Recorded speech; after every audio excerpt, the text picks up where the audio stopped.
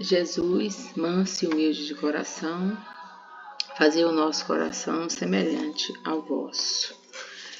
Vamos fazer uma oração para nós iniciarmos esse nosso trabalho, né? Tudo que a gente faz é um trabalho. E um trabalho é uma ação que a gente desenvolve por alguém, para alguém e para a própria pessoa. Senhor, eu confesso que até agora não tenho vivido como um cristão eleito. Não sou digno de ser contado entre seu. Reconheço que eu mereço ser condenado, mas sua misericórdia é grande e cheio de confiança em sua graça. Eu digo ao Senhor que eu quero salvar a minha alma, mesmo que eu tenha que sacrificar a minha fortuna, minha honra, meu muito vida, enquanto eu estou salvo. Se eu tenho sido infiel até agora, me arrependo, lamento. Eu detesto a minha infidelidade. Peço-lhe humildemente que me perdoe por isso. Perdoe-me, bom Jesus. Fortalecei-me também, que eu possa ser salvo. Peço-lhe que não a riqueza, a honra ou a prosperidade lhe pedir uma coisa só, para salvar a minha alma. Amém. Meus irmãos, quando a gente lê uma oração dessa, a gente pode até pensar assim, nossa, mas essa oração parece que ela é pesada, né, forte, principalmente quando a gente diz que reconheço que eu mereço ser condenado. E se a gente for olhar para os nossos passos, dia a dia, a gente vai vendo que a gente se distancia muito de Deus, né? Que a gente fica muito aquém de ser um profissional, um professor, uma dona do lar, um empresário, um gari, seja lá que profissão a pessoa tenha, que a gente fica muito aquém de Deus. A gente faz às vezes de má vontade, de mau agrado, né? Então, nós precisamos ter isso bem claro dentro da gente. E falando de escolas, né? Hoje de manhã eu vi a notícia, a reportagem de 2 professoras que foram assassinadas lá no Acre, né? E um sofrimento muito grande quando isso acontece, dependendo de qualquer lugar, isso é chocante. E me parece que escola de ensino médio, né? E ainda as investigações não foram feitas. Lá diz que provavelmente foi por bullying que o menino fez isso, né? O adolescente de 13 anos. Mas o que a gente tem que refletir é que nessa vida a gente não sabe o dia de hoje. A gente sabe agora eu estou sentada aqui, preparei esses slides, mas eu não sei o daqui a meia hora, daqui a 1 hora. Então a gente tem que amanhecer o dia confiando a nossa vida sempre a Deus.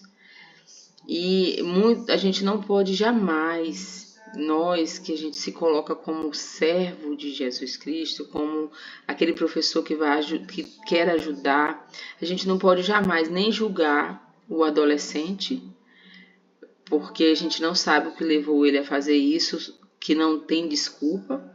E a gente não pode também condenar de imediato a escola, né? Que todo mundo vai, mas cadê a segurança da escola? Por que ninguém viu? Todo mundo sabe que uma escola é o lugar mais fácil de se entrar. Todo mundo sabe. É o lugar mais fácil que as pessoas entram dentro da escola. A pessoa chega lá no portão, quer ir na secretaria. Pode ir. Ninguém nem questiona. Porque o que a gente entende? Que a escola vai pai e mãe de alunos que querem fazer algum tipo de trabalho. Ou pegar transferência, ou pegar uma declaração, ou conversar sobre determinado aluno, ou o próprio coordenador manda chamar a orientação, né? O próprio professor, a direção, e por aí vai. Então é muito difícil ter essa rigidez. Aqui no Brasil as pessoas são muito bem-vindas em todos os lugares, pode olhar. Eu mesma fui acompanhar a minha irmã um pequeno momento no hospital, eu tive acesso direto lá, eu entrei, nenhuma pessoa me indagou perguntando quem é a senhora, o que a senhora está fazendo aqui, o que a senhora veio buscar aqui, nenhuma pessoa me perguntou nada. Então eu entrei, deixei a mala dela lá dentro e saí, porque ela estava na cirurgia e não tinha ainda subido para o quarto, né? E eu fiquei pensando assim, meu Deus, eu me senti muito mal, como pessoa. Parece que eu era invisível ali, passava as enfermeiras para mim, não perguntava nada. Então a gente precisa muito mudar a nossa postura. Hoje, inclusive, a irmã Maria Raquel no Rosário, ela falou, né, que os professores precisam mostrar Deus nas escolas novamente. Foi esquecido. Hoje em dia a gente tem uma gama de professores ateus que não acreditam em Deus e que passam isso para as crianças. Então, quando essa criança não tem uma fé sólida na sua casa, ela não ouve nem falar de Deus na sua própria casa, ela vai começando a acreditar nessas coisas. E se nós somos filhos de Deus, se nós acreditamos no que a gente vive, quando a gente professa uma fé, eu tenho que ser testemunho e não contra-testemunho. Até mesmo os professores que se dizem católicos. Ninguém consegue identificar um professor católico dentro de uma escola. É muito complicado. Começando pelas roupas, né? Então, assim, a gente tem que dar a mão à palmatória e dizer que a gente precisa melhorar. E a gente precisa avançar e a gente precisa mudar a realidade. A irmã Maria Raquel falou que as escolas têm sido um celeiro do inimigo. Um celeiro, onde ele se aproveita das pessoas que estão lá dentro para fazer o mal, para fazer a maldade que ele sabe fazer. Então a gente precisa muito pedir a Jesus Cristo, a Nossa Senhora, que nos oriente. A gente quer melhorar o nosso comportamento, a gente tem que se colocar a serviço dele no ambiente de trabalho. Então, eu vou passar esses slides aqui, né? Um novo tempo, saúde emocional. Somos 5%. Essa história dos 5% eu vou contar ela depois, tá bom? Por que a gente se considera 5%? Tem uma história aí por trás desses 5%. Talvez alguns de vocês já conheçam. Então a gente vai iniciar aqui lendo uma passagem lá de Provérbios 1, 8 a 9. Ouve, meu filho, a instrução do teu pai e não despreze o ensinamento da tua mãe, porque serão adorno de graça sobre a tua cabeça e colares ao teu pescoço. Então, assim, a Bíblia ela traz muitos ensinamentos. E hoje em dia nós sabemos quem são as famílias, né? As famílias, elas atuam em quê? Como elas são formadas? Nós sabemos, eu ouço isso desde quando eu estudava, né? Família e escola caminham juntos. É muito difícil família e escola caminhar junto. E hoje em dia parece que piorou. Porque coisas que eu ouço de minhas filhas da escola eu não concordo. Como é que eu vou caminhar com uma coisa que eu não concordo? Não é verdade? E os filhos, quem são esses filhos? Como eles são formados? De que formas que eles são criados? Então, quando eles chegam na sala de aula, eles são seus alunos, mas eles já trazem dentro dele, na formação dele, a família deles e como eles são. A gente tem que entender isso para a gente poder conseguir direcionar o ensino da melhor forma. A gente precisa entender que a família, a criança vive com a mãe ou com o pai, né, os pais, os responsáveis, até mais ou menos ali 6 anos. Vamos dizer que uma criança vai para a escola com 6 anos. Hoje em dia vai com menos, né, com 2, 3, mas ela não entende muita coisa ainda. Então, 6 anos já está perto do 7, que é chamada a idade da razão. A criança já consegue saber o que é maldade, o que não é. Ela sabe já mentir, por que ela está mentindo quando está nos 7 anos. É chamada a idade da razão. A psicologia explica isso. E ela já tem conhecimento e entendimento de muita coisa. Pode não parecer, mas tem. Então, a gente precisa entender que quando ela chega na escola, ela traz uma identidade. A criança já traz uma identidade. Ela já se parece com alguém. E a gente sabe que nossos filhos herdam de nós a carga genética, o nosso temperamento, a forma como a gente lida com as coisas. E a gente vai convivendo ali naquele meio. E as nossas atitudes vão repassando para os nossos filhos quem somos nós. E eles nos copiam. Né? Eu estudando a ciência, a neurociência, os psicólogos, os psicopedagogos, que eles falam que a criança, a partir dos até uma idade aí dos 8 anos quase, ela é uma esponja, tudo ela suga. Então aquilo vai entrar no coração dela, entrar na mente dela e ela vai reagir àquilo. Nós somos assim.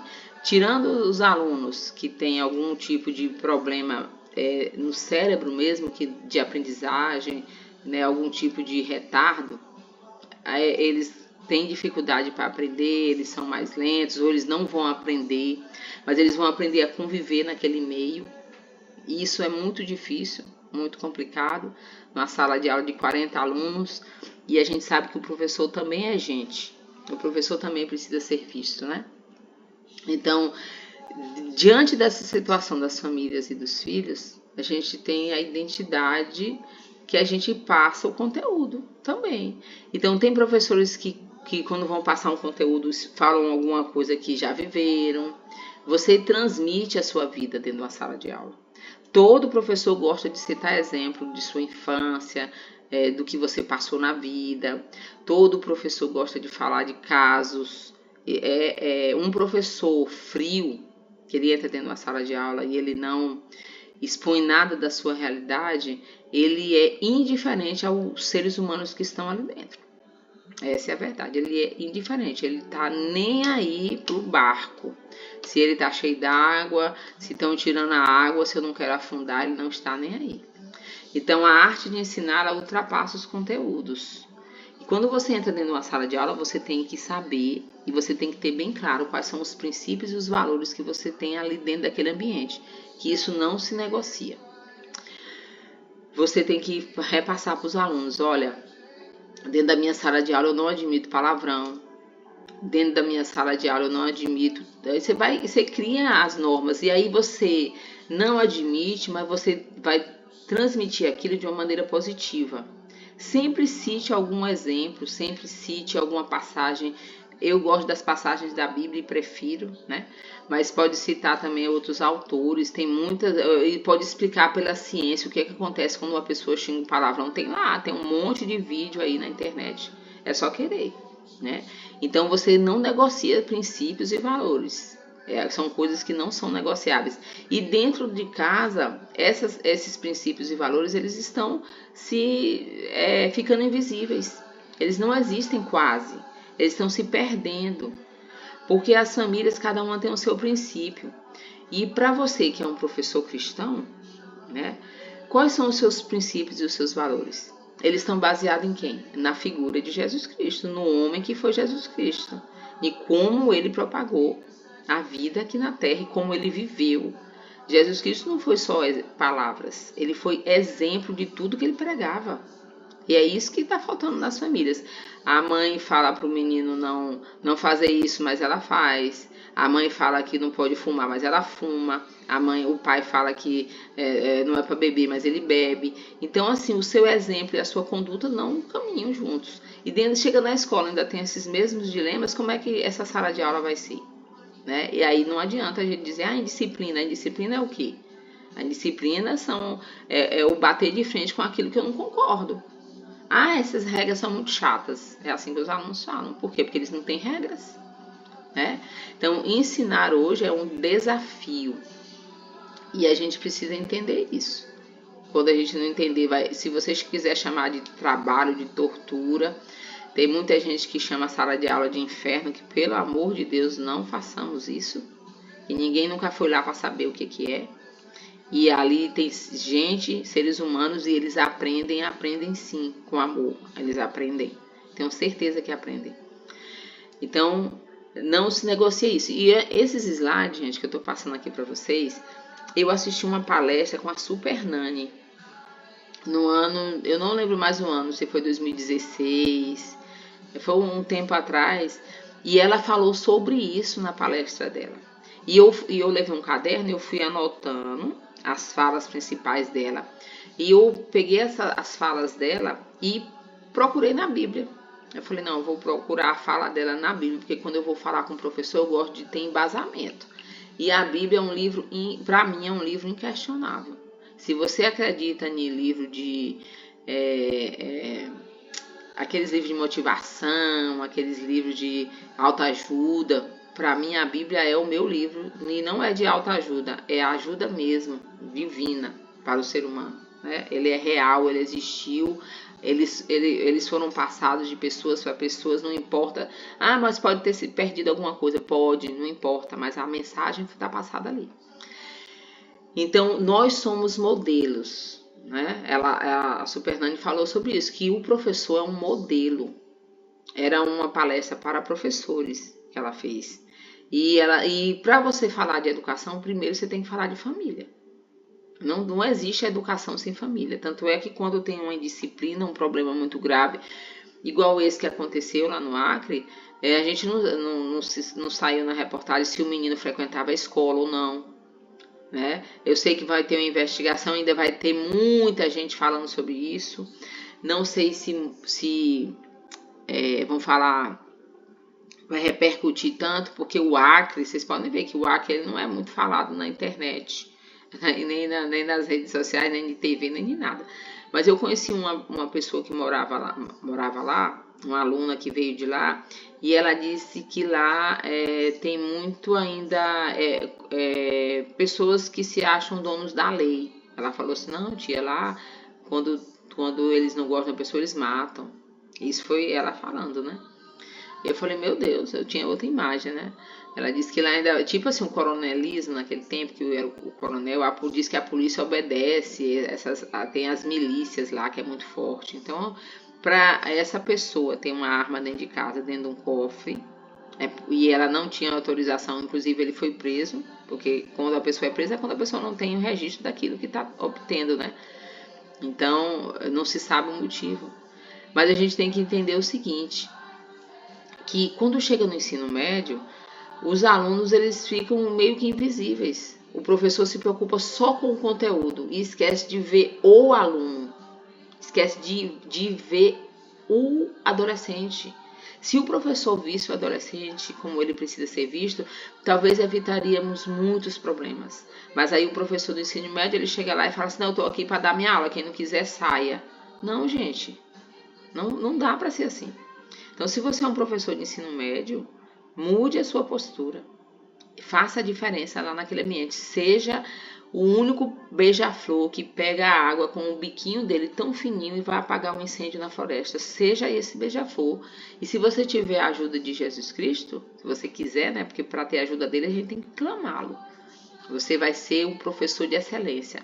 Imagine todas as escolas do Brasil e do mundo tendo um professor desse. Jesus conseguiu mudar o mundo com 12 discípulos. 12. Ele mudou o mundo. A história dele está aí até hoje. Ninguém conseguiu apagar, porque a gente sabe que é verdade. Tudo que a moda muda, ideias mudam. O ovo faz mal, agora o ovo não faz mais mal. O leite com manga fazia mal, agora não faz mais. Tudo muda, mas Jesus não. Ele continua o mesmo ontem, hoje e sempre. Então, ter autoridade na sala de aula não é gritar, não é espernear, não é ser grosso. É falar com autoridade, como Jesus. Jesus falava com autoridade. A Super Nani citou isso na palestra dela, ter autoridade, o outro reconhece você quando você tem. E eu fui na Bíblia e peguei a passagem que diz que Jesus falava com autoridade. Por isso que ele era tão respeitado pelas multidões que iam ouvi-lo. Ele falava com autoridade. A gente precisa ter autoridade. Hoje em dia a gente fica muito no... o filho pergunta por quê. Aí você vai dando um monte de porquês para ele. Tem coisas que não é preciso ele saber. Eu lembro que antigamente os pais não brigavam, não conversavam certos assuntos na frente dos filhos, né? E hoje tudo se conversa na frente das crianças. Eles sabem de tudo, eles dão pitaco em tudo, eles conversam sobre tudo. Então a gente precisa começar a restringir certas coisas. Já basta a internet que traz tanta porcaria, dentro de casa também é a mesma coisa, xinga na frente do filho, fala de fulano na frente do filho, fala palavrão. Pelo amor de Deus, o que é isso? Responsabilidade, responder por seus atos ou de outros, ter domínio do que faz. Então, dentro de uma sala de aula, você responde por você e você responde pelos atos dos seus alunos. Não no sentido de você ser responsável por aquilo que ele fez, mas no sentido de você saber dizer, foi isso, isso e isso que aconteceu. Muitas vezes eu já atendi alunos, professores que perguntavam o que aconteceu. O professor falava, não, eu estava escrevendo no quadro, eu não vi. Não. Eu sei que ninguém tem olho nas costas, mas a gente nunca pode dar as costas para os alunos e ficar lá pensando o que vai escrever no quadro. Não, escreva e olhe para trás, escreva e dê uma olhadinha. É a sua sala de aula, tenha domínio daquilo que você está fazendo ali, consiga visualizar. Aí hoje em dia as pessoas restringiram até a visão, né? Porque as pessoas agora não tem mais visão de 180 graus, ela tem a visão só na tela ali, ela olha só para aquilo ali, não consegue mais nem enxergar dos lados, né? Então dentro de uma sala de aula tem que ter respeito, considerar o outro importante, estar atento ao que acontece, estar atento ao aluno muito quieto, ao aluno muito calado, ao aluno que nunca levanta as vistas. Eu tive uma aluna, a pandemia acabou, todo mundo parou de usar máscara, ela não. Eu terminei a minha trajetória lá e ela não tirou a máscara. E eu falei para ela, mas você é tão bonita, por que você não tira a máscara? Ela tinha vergonha. Então isso é um problema muito sério que a família não resolveu e a escola deixou passar batido. Como pode uma adolescente de 11 anos, uma pré-adolescente de 11 anos, usar máscara o tempo todo? Ela não tirava nem para comer, nem para beber água. Tem alguma coisa errada aí. Então eu tenho que estar atento, pedir uma ajuda.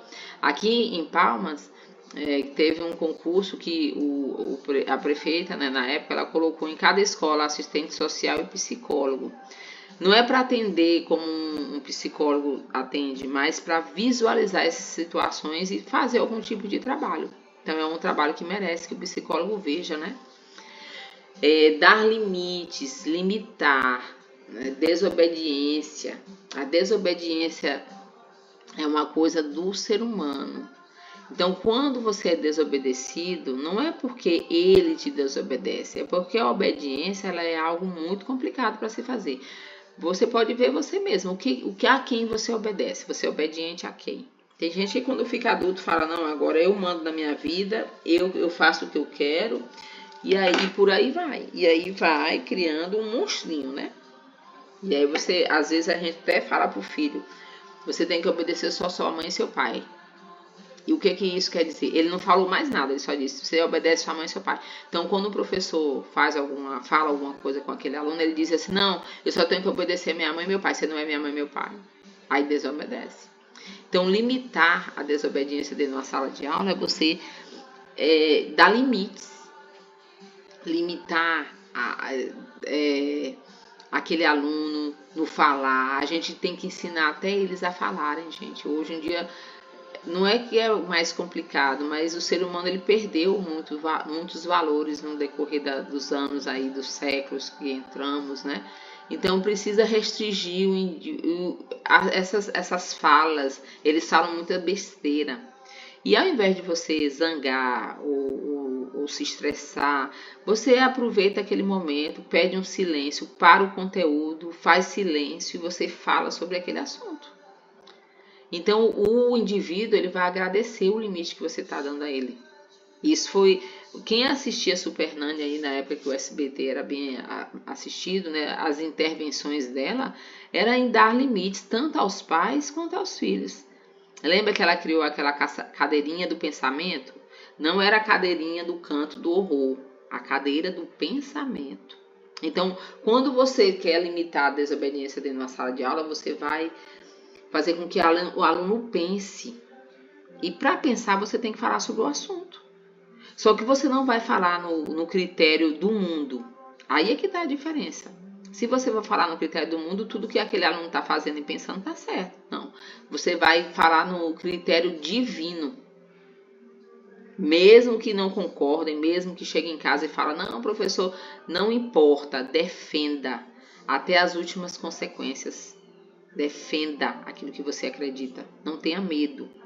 Foi Jesus que disse, não tenha medo. Ontem na leitura do Evangelho, aliás, na primeira leitura dos Atos dos Apóstolos, o que Paulo falou? Vocês terão que sofrer muito para merecer o céu, o reino eterno. Então a gente não quer mais sofrer, né? Hoje em dia, a gente se pudesse ficar só numa rede tomando água de coco. É por aí. Então quando a gente limita um ser humano, ele agradece. No limite não, para você ver o que acontece. A gente cria um monstro. dentro da nossa própria casa, né? Regras para uma boa aprendizagem. Melhorar meu eu interior. Então, nós indivíduos, principalmente as crianças, os adolescentes, eles ainda não estão bem formados, gente. Se vocês pesquisarem na internet ou em qualquer livro de psicologia, vocês vão ver que um ser humano ele só forma o cérebro dele mesmo aos 26 anos. E tem muita gente aí que acha que completou 15 e já tá de boa. Até emancipa, né? Eu já tive alunos na escola que eu trabalhava, com 16 anos, fazendo o 9º ano, que tinha reprovado várias vezes, que foram emancipados. Os pais emanciparam, porque ele veio morar em Palmas, Palmas é uma capital nova, os pais moram no interior, e emanciparam para ele aqui se virar, né? Sendo que o pai que mandava o dinheiro, o pai vinha para fazer a feira, ele não mandava em nada. Mas na mente dele estava emancipado, ou seja, ele podia fazer o que quisesse. E aí, se ele fizesse qualquer coisa errada, ele ia arcar com a responsabilidade. Pode uma coisa dessa? Aí como é que esse menino está numa sala de aula? Ele vai obedecer a quem? Me diga. Então, disciplina, manter a ordem, não negociar a coisa errada. Não negocie o erro. O erro existe e ele deve ser punido. E necessariamente não é fazer advertência. Encontre uma forma de punir, uma forma que ele não esqueça, uma coisa simples, mas que vai fazer a diferença. Você errou comigo. Vou te levar para uma advertência, dependendo da situação, é claro, né? Vou te levar na coordenação. Não, então eu tenho um acordo para fazer com você. Você vai me ajudar. Toda vez que terminar a aula, você vai apagar o quadro para mim. Toda vez que terminar a aula, você vai arrumar as carteiras. Toda vez que terminar a aula, se você não tiver coragem, se você tiver, comunique com a família. Peça autorização. Ou até com alguém da escola, fala, olha, esse aluno fez isso, eu quero negociar com ele isso. Coisas boas, gente, sempre vão ser aplaudidas. Sempre vão ser. E vão ter aqueles que vão, fulano é besta, não importa, você está melhorando aquele ser humano. Então, organização, ter uma boa estrutura interna, regras claras e cumpridas. O problema das escolas é esse, tem regra, mas elas não são cumpridas. Não mascar chiclete na escola, o professor masca. Fora os alunos, os funcionários, né? Não o professor somente, vários funcionários. Não usar celular, aí passa uma pessoa e fica lá mexendo no celular. Então a gente tem que ter regras claras e cumpridas por todos, né? Ter amor, ter afeto pelo outro e pelo que faz. Você importa e o outro também. Essas coisas foram citadas pela Super Nani. Ter afeto pelo outro. Não é botar um tapete vermelho para a pessoa passar, mas enxergar o outro como um Cristo, Filho de Deus. Né? Você importa e o outro também. Você é importante, a outra pessoa também é. Ver um indivíduo, cada ser é único. Evite comparações. Desenvolver talentos em sala de aula. Não fique comparando aluno. Ninguém gosta de ser comparado. A gente não gosta de ser comparado porque somos adultos. Imagine os adolescentes, as crianças ficar comparando. Ontem eu estava vendo no Instagram da escola que minha filha estuda, fizeram lá homenagem aos alunos de destaque, né? E eu também tinha isso no Tom Jobim, e eu fazia também, agradecia, batia palmas, eles comiam pizza, mas hoje eu vejo o tanto que isso dói. O tanto que dói você destacar alguns alunos, eles merecem, eu sei que eles merecem, mas vamos encontrar uma forma melhor de se fazer isso. Uma forma mais empática. Que não faça com que aquele aluno que já se sente um nada fique pior. Essa que é a verdade. Aquele aluno que às vezes nunca vai conseguir ser destaque, às vezes aquilo ali desenvolveu nele já um sentido de que eu não presto para nada. Hoje em dia as pessoas são tão depressivas, são tão dodóizinhas, né? E a gente tem que cuidar disso também. Elogiar, louve o aluno ou alguma coisa dele. Há poder nas palavras do elogio. Elogiar. Eu falei numa palestra um dia para os professores, se você não tem nada para elogiar naquele aluno, você olha para ele e fala assim, não tem nada, elogia a borracha dele, o lápis dele, o tênis dele, alguma coisa nele, o cabelo dele, o olho dele. Todo mundo tem alguma coisa bonita, gente, que merece ser louvada. O que é louvar? Exaltar aquilo do aluno. Isso vai ajudar você a abrir conexões com ele, na mente dele, conexões neurais, né? Quando você consegue entrar na mente do aluno, você abre conexão com ele, ele vai começar a te ver diferente. É aí que está o X da questão. E quando você é só grosso, mal educado, que às vezes tem quem fala o que quer, ouve o que não quer, minha avó dizia, né? Então tem coisas que você vai ser um pouco mais áspera, mas tem como ser áspero sem ser estúpido. Eu mesma já respondo o fulaninho na lata, na hora que ele vinha com graça pra mim. Mas eu não me gabando, mas eu era muito respeitada na escola. Os alunos gostavam muito de mim. Tanto é que quando eu volto lá, depois de ter saído, eles vão me abraçar e perguntam: tia, por que a senhora não volta? Isso é um reconhecimento que eu faço falta. E eles poderiam não sentir minha falta, a vida continua sem mim. Mas eles falam: tia, volta. Queria tanto que você voltasse. Nunca mais teve ninguém aqui como a senhora, né? Então, assim, quando elogie, para que você faça parte da vida daquele aluno, até o dia que ele morrer, ele vai lembrar de você. Incentivar, estimular, animar, elogiar, incitar, parabenizar os atos, qualquer ato do aluno. Tem alunos mais difíceis, mas você pode parabenizá-lo por alguma coisa. Mesmo que ele não fez nada, vou te parabenizar hoje, fulano, você hoje não conseguiu fazer nada, ó, você tá de parabéns. Vamos ver se amanhã você melhora. E seria um sarcástico, né? Mas, assim, às vezes a pessoa fala assim: ai, a professora ficou doida agora me parabenizando porque eu não fiz nada. A gente precisa tocar o coração desses alunos, gente, a mente deles. Fácil não é, mas como eu disse, é um desafio, né? Se eu tivesse, no tempo que eu comecei a dar aula na escola, tido alguém que fosse um mentor para mim, que me ajudasse a ver o ser humano como ele merece ser visto. E hoje eu estou me prontificando a fazer esse trabalho porque é um pedido divino. Eu nunca quis, mas eu ouvi Deus me pedindo isso. E aí, mesmo que não sejam para todos, sempre vai ter um. E pode não ser hoje, pode não ser amanhã, mas pode ser há não sei quantos anos que o mundo vai estar vivo ainda. Alguém pode ver e alguém vai mudar a forma de ver a escola. A escola está se acabando. Só que as pessoas não acreditam, acham que não. Sempre vai existir gente, mas vai existir gente de que jeito para dar aula, para ministrar aula, né? Aí ela termina falando aqui, ó. Educar é trabalhoso. Estamos sempre ensinando e aprendendo. Todo mundo tem alguma coisa para ensinar e todo mundo tem alguma coisa para aprender. Os mais antigos diziam: eu ia morrer sem saber disso. A gente vê isso até em certos memes na internet, né? Com quantos anos você aprendeu o que fazer com a embalagem de tal coisa? Com quantos anos você aprendeu que isso aqui era para ser usado dessa forma? Então a gente está sempre aprendendo. E as coisas sempre têm que ser ensinadas. Como é que uma pessoa vai aprender a pescar se alguém não ensina? Não tem como. Você tem que ensinar. No começo você pode até dar o peixe, mas ensine a pescar. Eu sempre falava para os meus alunos, eu já trabalhei com EJA, né? E eles falavam, sempre contavam a vida deles. Quando você trabalha na EJA, você aprende muita coisa da vida, né? Com os alunos, você passa conteúdo, mas você aprende deles também.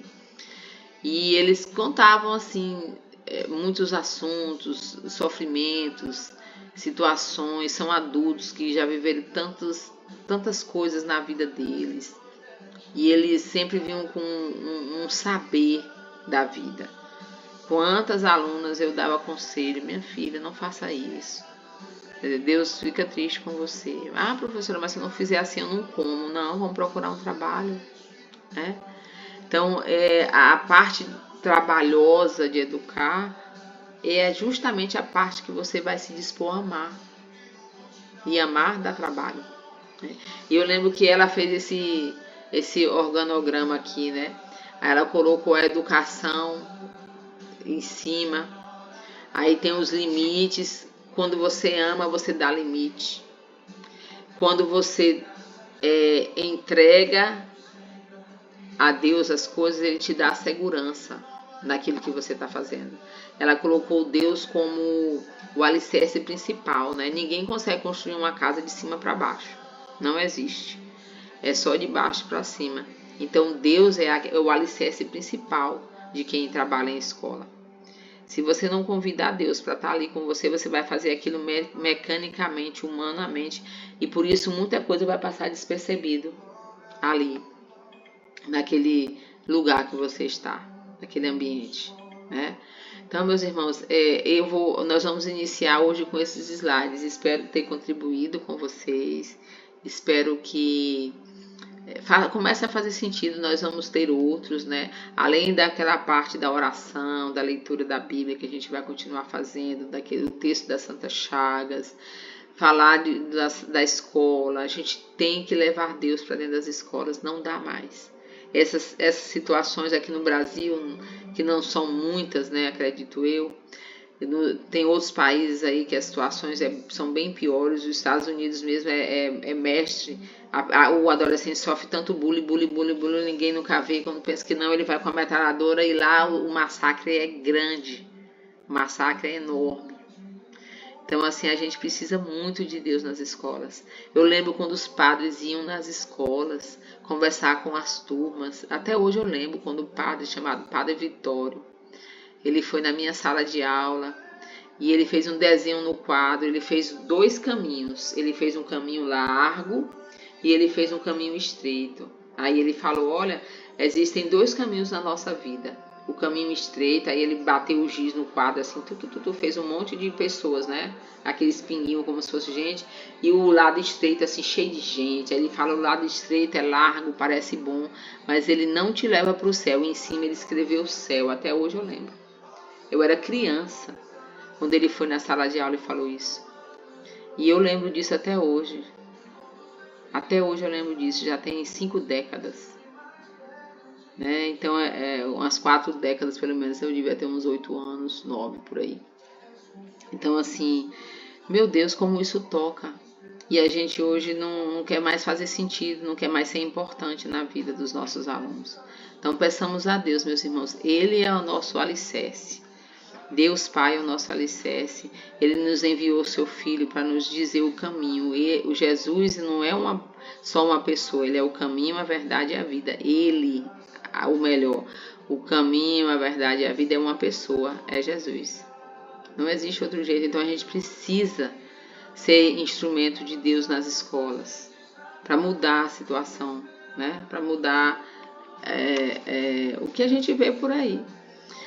Então, que Nossa Senhora nos ajude, que ela nos fortifique. Esses ensinamentos que eu vou repassando, que a gente vai trocando, né? Apesar de que eu falo aqui, alguém vai me ouvir algum dia. Professores cristãos, católicos. Eu falo para o professor católico. Os outros, os evangélicos, as outras denominações, que me perdoem. Mas eu preciso divulgar a minha fé, um pedido de Deus. E eu sei que existe o ecumênico, né? A coisa ecumênica. Mas se eu for pelo ecumênico, eu vou ter que evitar de falar muita coisa. Porque eu não. A minha fala vai ofender o fulano da outra religião. A minha fala vai ofender o fulano. Então eu quero falar aquilo que eu acredito. A gente precisa de Nossa Senhora nos cobrindo a cada dia. A gente precisa de Jesus, a gente precisa de confissão, a gente precisa de Eucaristia, a gente precisa de missa, a gente precisa ser fiel aos 10 mandamentos, não desobedecer a Deus, a gente precisa disso. E nem todas as religiões comungam dessas ideias. Então eu não posso falar de outra religião, eu não frequento outra religião, eu frequento a Igreja Católica Apostólica Romana. É essa igreja que eu frequento. E é através dela que eu vou falar. Não importa se tem alguém que vai ouvir, ou se alguém que não vai concordar, não importa. E é para Deus. Meu Deus, ontem eu ouvi a história de um santo que ele era, não sei se era, não lembro agora se era um bispo, um papa. Eles colocaram uma cela cheia de brasas, ele tinha que ficar em pé naquelas brasas, mas ele tinha que falar que não era para seguir Cristo, e ele não renegou. E hoje em dia qualquer coisinha que nos cancelam, que fulano não gosta de mim, eu vou ser mal interpretada, não, eu prefiro botar Jesus na gaveta, não, para mim já deu, não coloco mais. Já fiz muito isso. Não farei mais. Já até me confessei e pedi perdão. Não farei mais. Não importa. Então, que vocês fiquem firmes na missão de vocês e acreditem que hoje a leitura do Evangelho é sobre a videira e os ramos, e num versículo Jesus diz, né? Sem mim nada podeis fazer, confie nisso. Sem ele nada você pode fazer direito. Hoje, até inclusive na explicação da irmã Maria Raquel do Evangelho, ela falou que se você pode subir no mais alto e ficar rico, milionário, ter tudo, mas depois da sua queda para o inferno, se você não tiver Deus, ela foi bem clara, se você não tiver Deus, o demônio vai te derrubar direitinho lá para onde ele mora, né? E aí não adianta a gente querer trabalhar só para ter salário, não, gente. Não adianta. A nossa missão, além do nosso trabalho, do que a gente merece receber, são lutas louváveis. Mas a gente precisa levar Deus para dentro da sala de aula urgentemente. Então, fiquem em paz, fiquem com Deus, que Deus abençoe cada um. E espero ter contribuído. Os próximos slides que eu vou estar repassando também vão mostrar caminhos também que a gente pode seguir para a gente melhorar. Tá bom? Fiquem firmes. Um grande abraço.